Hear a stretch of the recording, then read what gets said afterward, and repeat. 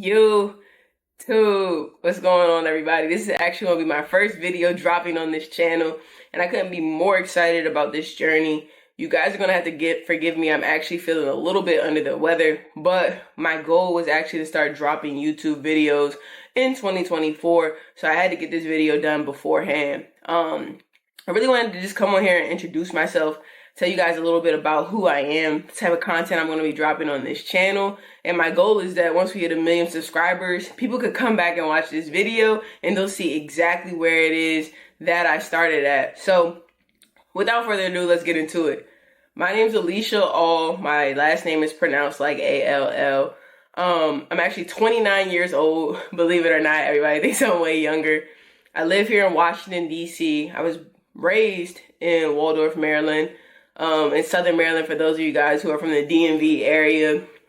And really where it all starts, I would have to say, in order for my life where it's at right now to make sense, you have to think about me as a kid. I was the individual who always had like a hustle, always interested in entrepreneurship from a very young age. You know, my aunts would pay me to teach my younger siblings, my younger cousins, how to actually trace their letters, learn their numbers and things like that. When I was in like middle school, I would go to Sam's Club, which is like a place where you could buy things in bulk. And I would purchase a bunch of candy, gum, go to school and give it to my friends, and we would resell it to other kids. When I was in high school, I had the ability to get shoes and my other friends couldn't. So I would go and buy the shoes and resell it to them for like $80 over retail price, $100 over retail price. And I eventually ended up scaling out a full business, buying and reselling shoes for a few years. And so my brain has always operated in a sense where it's like, okay, although I'm working a job, I still need to have like multiple streams of income, right? So when I was in high school, I was working at Chuck E. Cheese. Shout out to the cheese. Literally making $7.25 an hour at like 16. And on the side, every Saturday I'm camping out, buying shoes and reselling them. And so where does all this come from? Why does all this make sense? I'm going to tie it in a second. But I also value the importance of education. I came from a household where, the highest degree was my mom with an associate's degree. My grandmother actually didn't get the opportunity to go to college, although she had a full ride because she ended up getting pregnant. So, there was a strong, heavy emphasis on going to school and getting a good education and getting a good job. And so I went off to college. I got a degree in electrical engineering, and I don't like telling people that I have that degree because people automatically assume like I'm a baby genius. And it actually took me 6 years to get out of college. So I'm not the smartest person, but more so dedicated and consistent, right? Like once I set out to do something, I'm going to do it no matter what or how long it takes. And so within my 6 years in college, I'm also interning at the Department of Justice. I thought after college I wanted to go on to be a lawyer or an attorney. I realized through that internship that I was not fit for that at all. I'm more of a problem-solving numbers person than like reading a bunch of stuff and writing and that type of thing. But that was my way of like having extra spending cash while I was in school, right? I was reselling shoes, and now I had my internship. I was like a GS4. So I was making like $40K a year, $30K a year while in college. And so fast forward to, me being done with school, I realized that I didn't actually want to go out and be an electrical engineer. I enjoyed engineering from like a school and coursework perspective, but I really wanted to get into the development and the coding side of things. And so I saw it was a career fair happening on campus in the fall of 2017. I was graduating in spring of 2018. I literally just go to the career fair like, let me just put my name in the hat because I saw Microsoft was going to be there. I didn't think I was going to get a job. I didn't think I was going to get an interview, but I was like, let me at least just go, and see what comes from it. Like you miss 100% of the shots you don't take. And the recruiter ended up loving my personality. She loved my resume. And she ended up actually moving me forward within the hiring process. And I'm so glad that I went because I actually had a flight that same evening to go to Atlanta for Morehouse's homecoming with my childhood best friend. And so I really wasn't going to go, but something was just like telling me like, nah, you need to prioritize it, knock this out first, then you can go have whatever type of fun you want. And so I can go more into detail about like the hiring process at Microsoft, for me at least, in another video. I really want to keep this short, but essentially I go through the process. There's over 1,000 of us interviewing. They only are hiring 100 of us, so the top 10% of this class, and I get the job. Now, the title of that job has changed a lot. When I was hired, it was called a Premier Field Engineer. Then it got changed to a Customer Success Engineer. Now it's a Cloud Solution Architect. So within like the 3 years of all of us being in that role, it constantly got changed, but the work remained the same. My job was to go out and meet with Microsoft's customers, teach them about what Azure Cloud is, do trainings, live presentations, meet with like VP and C-level people to have conversations about what the budgeting and technical constraints might be, CTOs and things of that nature. And coming up with roadmaps on how we're going to move them from on-premise into the cloud. And I was very excited about this role. One, because I was very shy at the time. I didn't like doing presentations. And two, I wanted to travel, and I saw the role came with up to 100% travel. So I'm like, this is going to be a great way for me to like travel the world, expand my network, learn a really cool technology, and make a lot of money, right? I'll do a little video where I go more in depth about my compensation at Microsoft, but at a high level, my base was $80,000. They relocated me out to Dallas, Texas. I think they gave me like $5,000 to move out there. I also was in a unique opportunity where I could get a 25% bonus every quarter for having a clearance, which I'll talk about later. And at the end of every year, I was able to get another 20% bonus on my performance. So I would usually get about like a 15 to 13% bonus every year. And so as you guys can see with all those percentages going out, I was making well over 6 figures right out of college. And so that's me from a technical standpoint, right? Now, what people also have to understand is how I talked about me being an entrepreneurship all throughout my life. That never stopped once I got at Microsoft, right? I always had like a knack or an urge to be my own boss, to continue to learn and continue to help people. And so although I was making a lot of good money at my job, I still had a lot of friends who didn't go to college or didn't major in the same things that I majored in, and they weren't making the money that I was making. Honestly, even people in my graduating class didn't get the type of job offers that I got. I think there were people starting at like 60, even 50K with an engineering degree. Some people didn't even get offers. And so when I saw the opportunity to participate in affiliate marketing and build out a stream of income teaching essentially digital entrepreneurship, day trading, e-commerce and drop shipping, there was a travel component. You name it underneath of the sun, you could do it. And so I was really drawn to the trading and investing piece because I wanted to find ways for my money to make more money. And so while I'm working at Microsoft, I'm also posting on my social media about day trading. What is it? How does it work? Teaching people and things of that nature. And I eventually got to a point where within my 2 years of Microsoft, I was actually making more money monthly from that business than I was at Microsoft.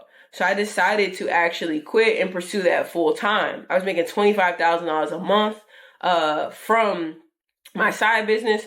And then I also was making, roughly $1,000 anytime I would trade. So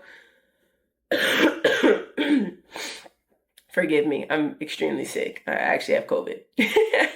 It's not funny, but yeah, so I quit, right? September of 2020, I decided to walk away from my job full time, not knowing that a pandemic was essentially like, well, no, I was in the middle of the pandemic. It had already happened. I think the pandemic started in February of 2020. Sorry, my dates are like a blur, like my life. So anyways, let's wrap this thing up, right? So I spent another 2 years in that space. I'm traveling all around the world again. I'm speaking in different countries. I'm learning different cultures. I'm flying out to like Hawaii, Curacao in the Caribbean. I had a team in the Bahamas, here in the United States. It was just a massive, massive thing. And obviously, once the crypto market slowed down and people weren't making as much money investing, obviously due to some personal drama that I really don't even want to get into, things slowed down. The business of 2,500 people that myself and my leaders had built out has slowly started to dwindle down. And, I could say that I regret doing certain things, but honestly, like at the time, I felt like I regretted doing certain things.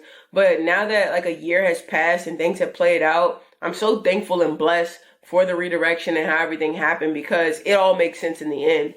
And so when I go from making 25K a month to like 5K a month, I'm like, okay, like I need to figure out like what is my next business venture? What am I going to do? And so I wanted to make sure that I did right by everyone. When I left my job at Microsoft, I made sure to give my team ample notice so that way they could put people on my projects and have the proper replacement.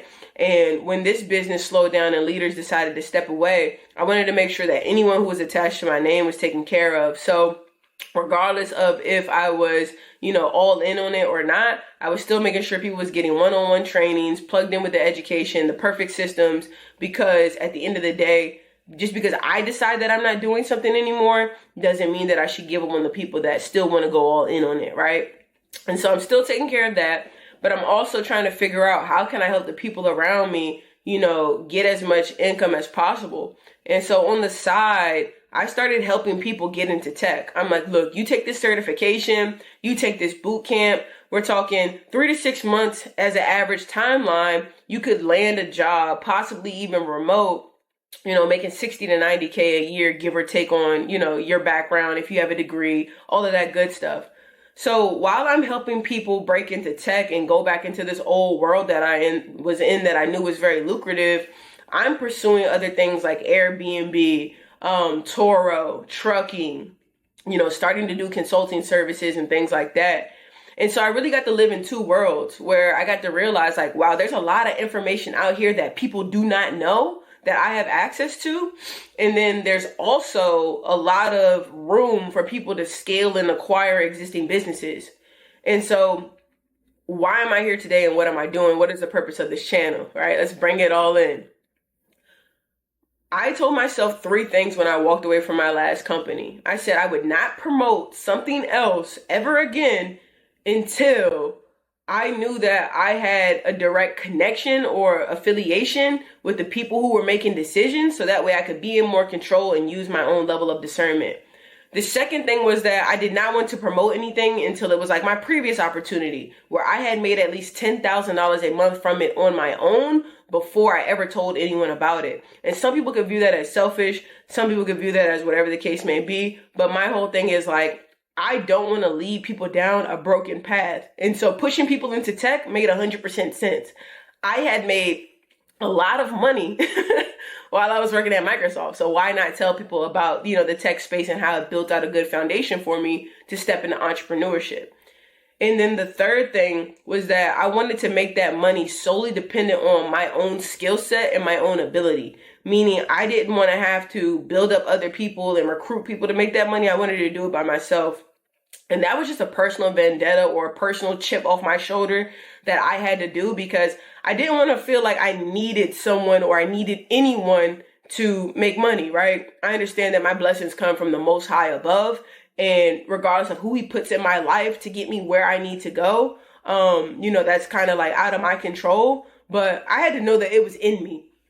And so I took a year off from all that, but behind the scenes, I was helping people. And that's when I landed on, okay, cool. This is the community I want to build out.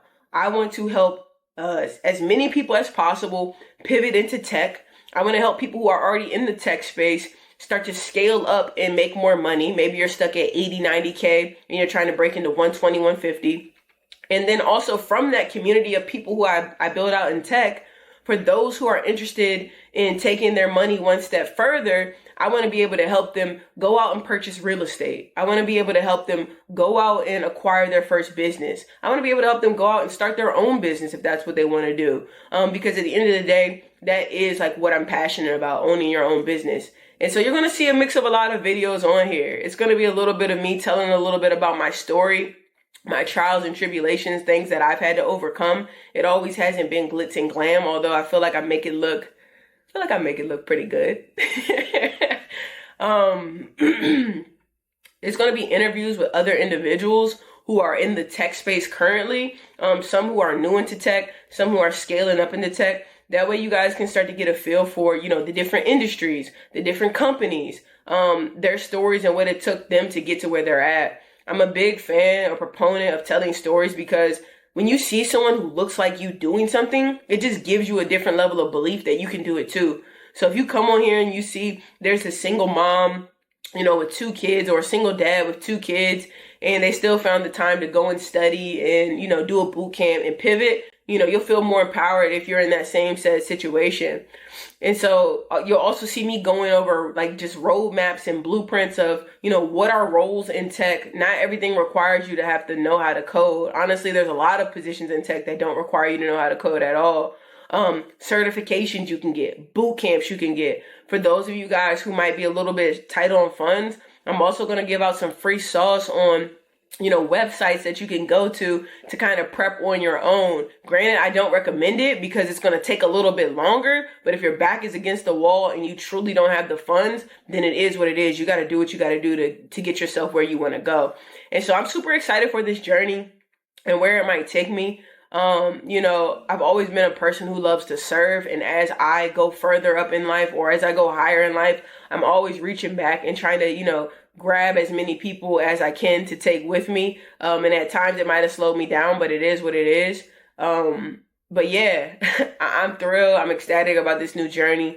There's already been a couple of people who have locked in and who have landed their roles in tech. And I'm just blessed that, you know, nonetheless, God has always used me as a vessel for what it looks like to remain consistent and what it looks like to go through adversity and come back from it.